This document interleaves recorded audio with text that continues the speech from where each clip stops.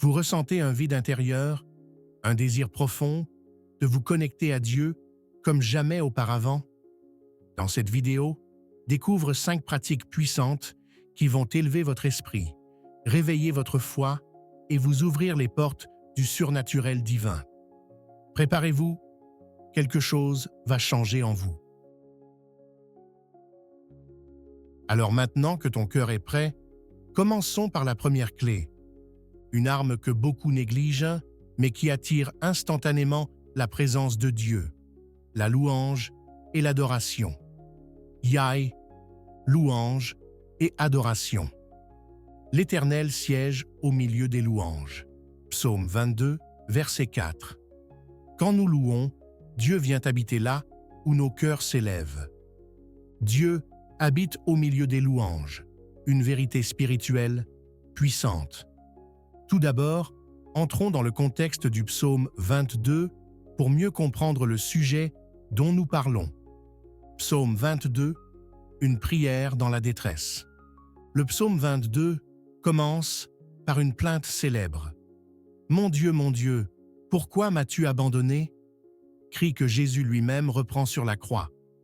Ce psaume est un mélange bouleversant de souffrance, de sentiments d'abandon, mais aussi de confiance et d'adoration. Le verset 4 ou 3 intervient au tout début de cette prière douloureuse comme une déclaration de foi. Malgré ma souffrance, je reconnais que Dieu reste saint, digne de louange et qu'il règne dans l'adoration de son peuple. Quels sont donc les rôles de la louange? La louange attire la présence de Dieu. Quand il est dit que Dieu siège au milieu des louanges, le mot hébreu utilisé signifie aussi habiter ou s'installer. Cela veut dire que la louange crée un trône spirituel sur lequel Dieu s'assied. Dieu est partout, omniprésent, mais il se manifeste de façon particulière dans la louange. Quand le peuple de Dieu l'élève avec sincérité, il prépare un lieu pour que Dieu vienne régner. C'est dans cette atmosphère de foi et d'adoration que Dieu agit, parle, console, guérit et délivre. La puissance de la louange dans nos vies. Elle change l'atmosphère. Louer Dieu même dans la difficulté, c'est refuser que nos circonstances dictent notre foi. Cela ouvre la porte à la paix, à la joie et à l'intervention divine. Elle rappelle qui est Dieu. En louant, on ne nie pas nos problèmes, mais on proclame que Dieu est plus grand qu'eux. La louange élève Dieu dans notre conscience, ce qui réduit la peur et le doute. Elle invite Dieu à régner. Un cœur qui adore sincèrement devient un sanctuaire vivant, un lieu où Dieu peut déployer sa gloire. Je vous donne quelques exemples bibliques. Exemple biblique. Paul et Silas dans la prison, Actes 16, versets 25 à 26. En plein milieu de la nuit, battus et enchaînés, ils louaient Dieu. Résultat, un tremblement de terre, des chaînes brisées et un geôlier sauvé. Le roi Josaphat, 2 Chroniques 20. Au lieu d'envoyer des soldats en premier, il envoya des chantres. Pendant qu'ils louaient, Dieu confondit les ennemis. Bien-aimés, retenez ceci. La louange est un acte de foi puissant. Là où Dieu est adoré, il établit son trône. Là où il règne, rien ne reste comme avant. Après avoir élevé notre esprit par la louange, passons maintenant au silence, là où Dieu nous parle. La méditation et le silence sont la deuxième clé pour élever votre esprit spirituellement. Le silence est un sanctuaire où Dieu parle. Matthieu 6, verset 6. Entre dans ta chambre, ferme la porte. Psaume 77, verset 7. Je réfléchis et mon cœur interroge. À partir de ces 2 versets, je vous explique l'importance de faire silence quand vous voulez inviter Dieu. Le silence est un appel à l'intimité divine. Dans Matthieu 6, verset 6, Jésus nous invite à entrer dans notre chambre et fermer la porte pour prier. Ce geste simple contient une sagesse spirituelle profonde. Fermer la porte, c'est faire taire le bruit du monde, couper les distractions et se tourner entièrement vers Dieu.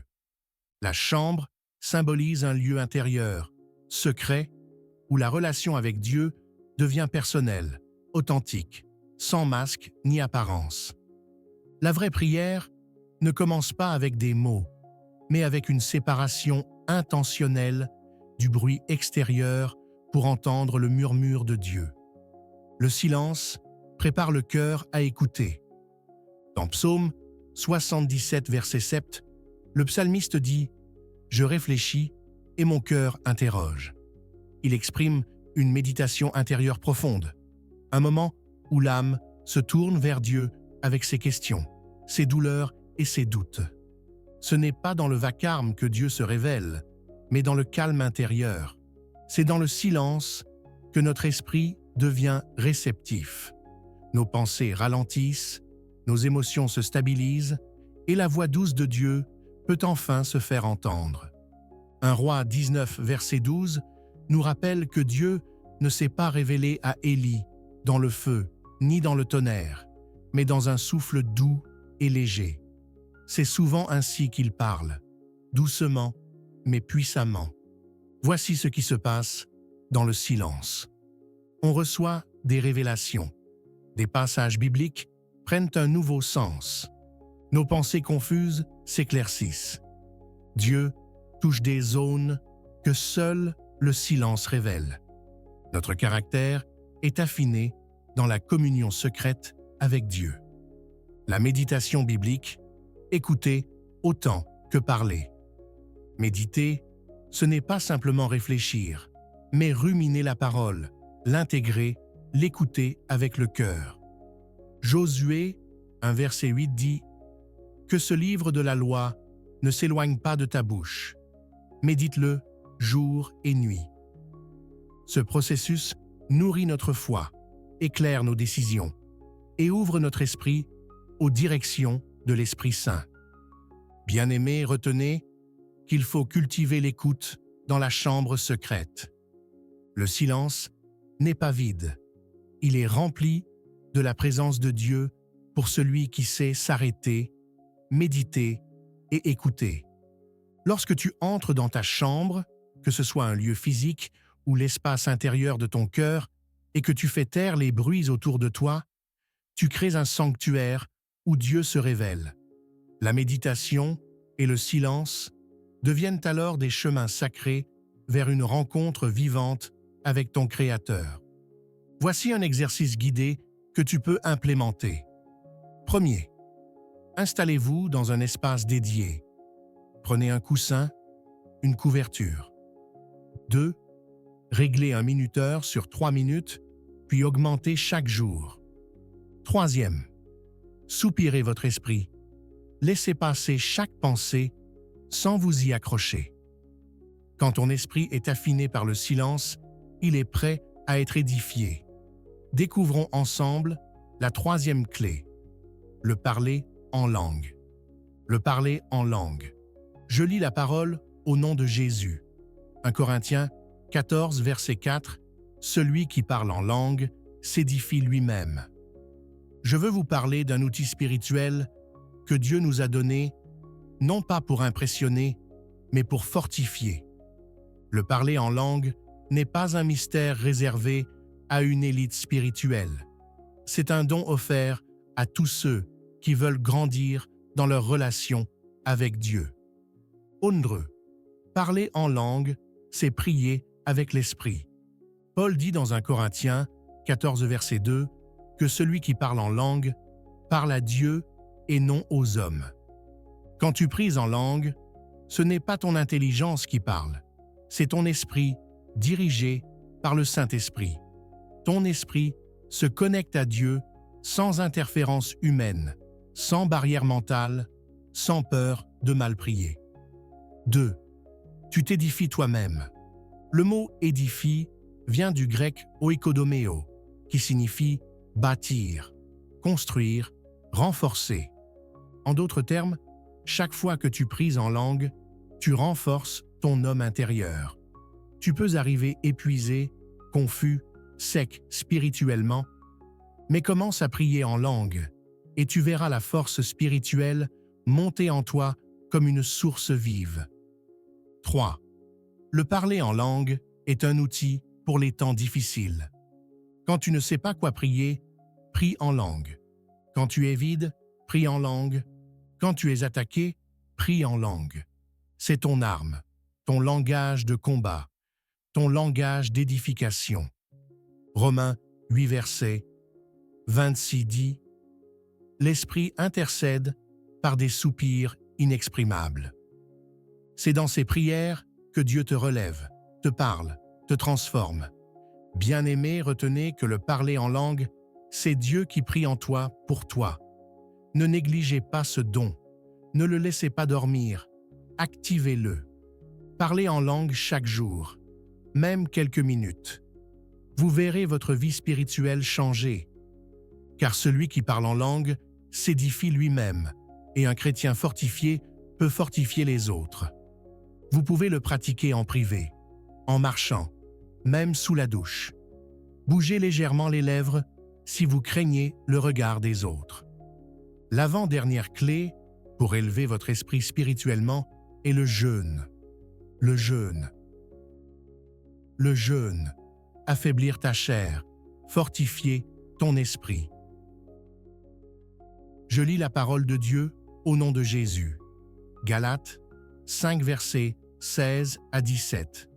Marchez selon l'esprit et vous n'accomplirez pas les désirs de la chair. Beaucoup veulent marcher selon l'esprit, mais restent bloqués par une chair trop forte. Paul nous révèle que l'esprit et la chair sont en opposition constante. Et pour marcher dans la victoire, il faut parfois affaiblir l'un pour laisser grandir l'autre. C'est là que le jeûne entre en jeu. C'est un outil puissant pour rétablir l'équilibre spirituel. Undre. Le jeûne, c'est refuser à la chair ce qu'elle réclame. La chair a ses désirs, confort, nourriture, orgueil, distraction. Mais l'esprit a ses priorités, intimité avec Dieu, obéissance, sainteté. Quand vous jeûnez, c'est comme si vous vous dites « Seigneur, je désire plus ta présence que mon pain quotidien. » 2. Jésus a jeûné pour affiner son esprit. Avant tout miracle, toute prédication, toute délivrance, Jésus a jeûné 40 jours dans le désert. Pourquoi? Parce que le jeûne prépare la victoire spirituelle. Il s'est vidé pour être rempli. Il s'est affaibli physiquement pour être fort spirituellement. Et c'est dans cet état de jeûne qu'il a résisté à Satan. 3. Le jeûne ouvre l'oreille spirituelle. Quand vous jeûnez, votre sensibilité à Dieu augmente. Vous discernez mieux. Vous priez plus profondément. Vous comprenez mieux la parole. Le jeûne met votre corps en silence pour que l'esprit parle plus fort. 4. Le but du jeûne, c'est de marcher selon l'esprit. Le jeûne n'est pas une punition, ni un rituel vide. C'est un outil pour réaligner ton cœur avec Dieu. Tu ne jeûnes pas pour mériter quelque chose. Tu jeûnes pour rétablir la domination de l'esprit sur la chair. Bien-aimés, retenez que le jeûne, c'est dire non à la chair pour dire oui à Dieu. Si vous voulez marcher selon l'esprit, alors apprenez à nourrir votre esprit et parfois à affamer votre chair. Et enfin, la dernière clé que je voudrais partager avec vous dans cette vidéo, c'est la communion attire l'onction. Bien-aimés, avant de continuer, je voudrais vous inviter, s'il vous plaît, à vous abonner à notre chaîne si vous ne l'avez pas encore fait et activer la cloche de notification pour ne pas manquer nos prochaines vidéos. Si c'est fait, merci pour votre soutien. Pour vous exposer cette dernière clé je vais me baser sur ce verset biblique, 1 Samuel 10, versets 5 à 6. Frères et sœurs, trop souvent nous cherchons l'onction dans la solitude, alors que Dieu l'a placée dans le lieu de la communion. Ce que nous allons découvrir aujourd'hui, c'est qu'il existe une connexion directe entre la présence de Dieu, l'unité des croyants et la manifestation de l'onction. Dieu veut nous montrer que la communion n'est pas une option spirituelle, c'est un canal de transformation. Dans 1 Samuel 10 versets 5 à 6, le prophète Samuel parle à Saül et lui annonce une série de signes. L'un des plus puissants est celui-ci. Tu rencontreras une troupe de prophètes. L'Esprit de l'Éternel fondra sur toi, et tu seras changé en un autre homme. Saül ne prophétise pas parce qu'il était prêt tout seul, mais parce qu'il entre en contact avec ceux qui portent déjà la présence de Dieu. La communion attire la présence. La Bible est claire. Là où 2 ou 3 sont assemblés en son nom, Jésus est là. Matthieu 18, verset 20. Quand des croyants se réunissent dans la louange, la prière, l'adoration, la présence devient tangible. L'onction devient transférable. Saül n'était pas prophète, mais il a prophétisé. Pourquoi? Parce que l'ambiance prophétique dans laquelle il est entré a activé quelque chose en lui. Ce que tu n'as pas en toi peut être activé en toi par ceux qui l'ont déjà reçu. Maintenant, je vous dis pourquoi rechercher l'onction. Il est dit, tu seras changé en un autre homme. L'onction n'est pas un simple frisson, ce n'est pas juste une émotion lors d'un culte. L'onction change, elle transforme le caractère, elle aligne la volonté, elle équipe pour le service. Et cela se produit dans un lieu de communion, pas dans l'isolement. Rejoins des croyants qui cultivent la présence de Dieu. Participe activement à la communion fraternelle. Ne néglige jamais les rassemblements où la louange et la parole sont centrales. Entoure-toi de personnes remplies du Saint-Esprit. Ce que Dieu a mis sur eux peut couler aussi sur vous. Voilà, nous avons exploré ensemble ces 5 pratiques puissantes qui peuvent véritablement transformer votre vie spirituelle et vous ouvrir à des dimensions surnaturelles. Que ce soit par la prière, la méditation, le jeûne, la louange ou l'écoute de la voix de Dieu, chaque étape est conçue pour élever votre esprit, fortifier votre foi et vous connecter à une réalité divine plus grande. Rappelez-vous que ces pratiques ne sont pas des rituels, mais des disciplines spirituelles qui, lorsqu'elles sont appliquées avec sincérité, créent un espace où Dieu peut se manifester de manière tangible dans votre vie. Alors, prenez un moment aujourd'hui pour commencer à appliquer ces principes et observez comment votre esprit se nourrit de la présence de Dieu. Vous êtes appelés à vivre au-delà de l'ordinaire et à expérimenter le surnaturel. N'oubliez pas de vous abonner, de liker cette vidéo et de partager avec vos proches. Laissez un commentaire ci-dessous pour partager vos expériences ou poser vos questions. Que Dieu vous bénisse et vous guide dans chaque pratique que vous adoptez. À bientôt pour une nouvelle vidéo.